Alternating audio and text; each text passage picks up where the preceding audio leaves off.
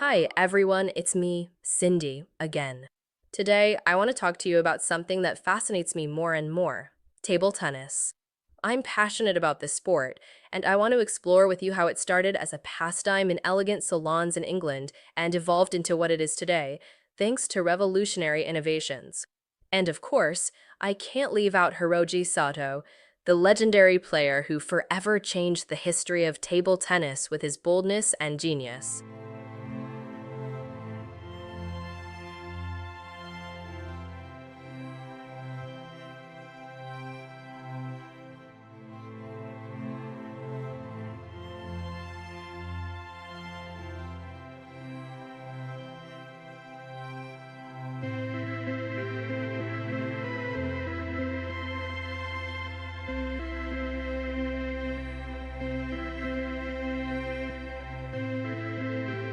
Have you ever stopped to think about how table tennis began?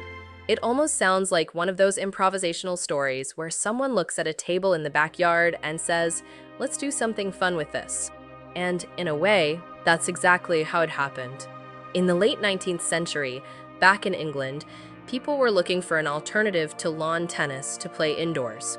They grabbed whatever they had around. Stacked books became the net, cigar box lids served as paddles. It was pure creativity. And the ball? Well, it wasn't an English potato, as someone might imagine, but cork or rubber balls until they discovered celluloid balls, which were lightweight and had excellent bounce. The paddles were another story altogether. Made of solid wood without any coating, they turned the game into a battle of quick reflexes and pure instinct, without the spins and control we know today. Everything changed in the 1920s when paddles with rubber pips started to appear. It was a step forward, but still far from what we have today.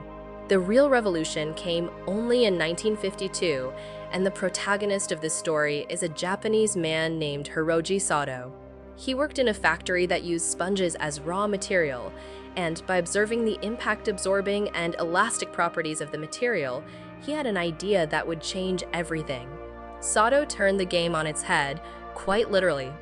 He created a paddle with inverted rubber, placing the pips on the inside and adding a sponge between the rubber and the wood. The ball, which previously hit the pips, now struck the smooth surface of the rubber, which dramatically increased control and spin.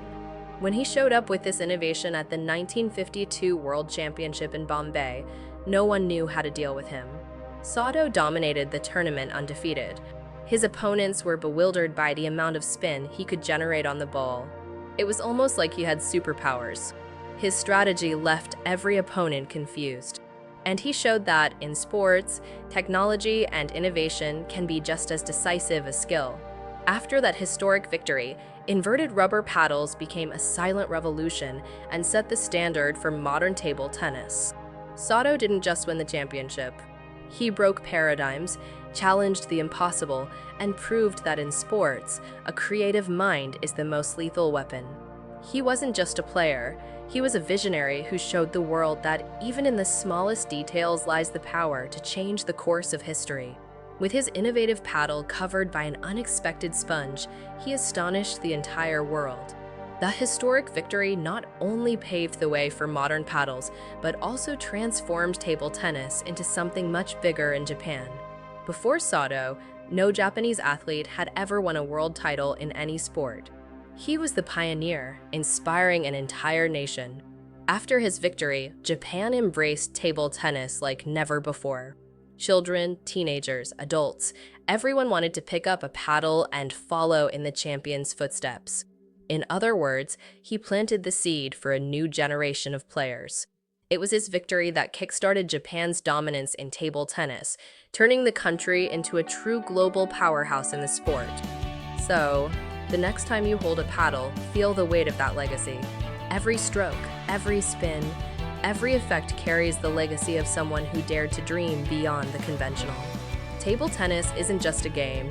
It's a stage where innovations become immortal, and Sato reminds us that sometimes, all it takes is a sponge to turn an idea into eternity.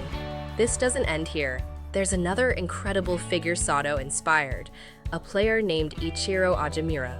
But that story is for another day. I hope you were as moved as I was by this spectacular journey. See you next time.